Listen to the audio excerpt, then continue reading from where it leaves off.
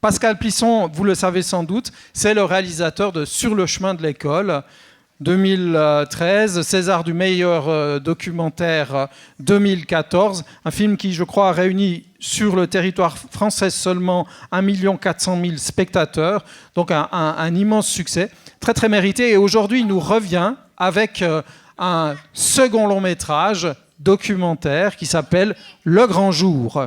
Alors, peut-être en quelques mots, nous raconter quel est ce grand jour, Pascal Plisson. Bonsoir, c'est une très, très belle salle, c'est magnifique.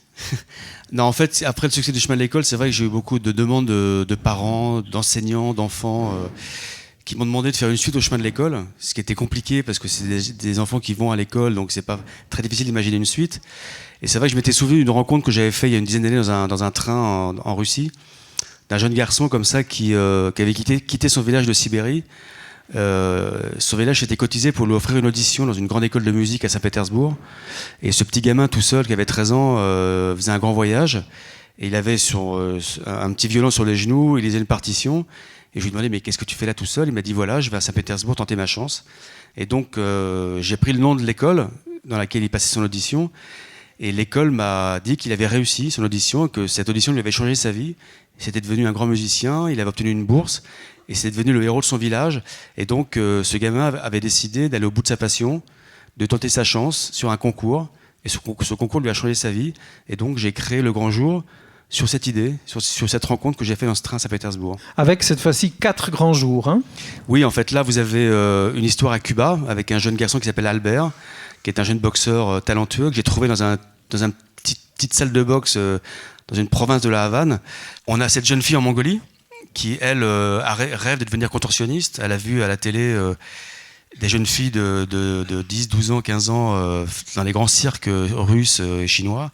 Et elle va absolument devenir contorsionniste. Vous verrez que c'est une discipline assez difficile. Il y a cette jeune indienne qui s'appelle Nidhi, qui vit à Benares, dans le nord de l'Inde, qui vient d'une famille assez pauvre. Son papa est chauffeur de rickshaw, donc c'est un triporteur.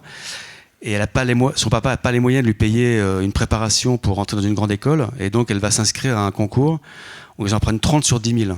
Et pendant 10 mois, on se prépare au concours de grandes écoles d'ingénieurs, comme l'école des mines ou Polytechnique. Et donc, on ne peut se présenter qu'une fois. Et puis cette dernière histoire qui est en Ouganda, où moi j'habitais 15 ans en Afrique de l'Est, donc je connais bien l'Ouganda. Et c'est vrai que c'est un pays qui a une histoire difficile. Les animaux étaient plus ou moins exterminés parce que les gens avaient faim et ils tuaient les animaux pour manger. Il y a une nouvelle jeunesse qui arrive aujourd'hui. Ils veulent tous devenir rangers. Ils viennent tous de milieux pareils, assez défavorisés. Et donc ce jeune Tom, lui, il rêve pas de devenir une star. Lui, il veut simplement avoir un travail. Et il veut revenir chez son père, annoncer que, il sera plus un poids pour sa famille. Les sacrifices qu'ont fait les parents pour lui payer ses 2 années d'études, il a travaillé, il a réussi. C'est leur histoire, c'est leur parcours. Et nous, on a vécu avec eux cette montée, cette préparation, cette montée vers leurs examens avec eux. Et on ne savait pas comment ça allait se passer. C'est un tournage de combien qui s'est étalé sur le temps, je pense.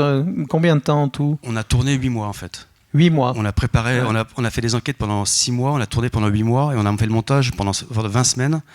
Parce qu'on a tourné énormément d'images avec ces enfants, parce qu'évidemment, il n'y a pas de dialogue. Donc vous allez croire... On a eu l'impression comme ça que c'est joué, mais en fait, c'est leurs mots à eux, c'est leur manière de s'exprimer, on les connaît tellement bien. Moi, j'ai passé tellement de temps avec eux que je fais partie de la famille.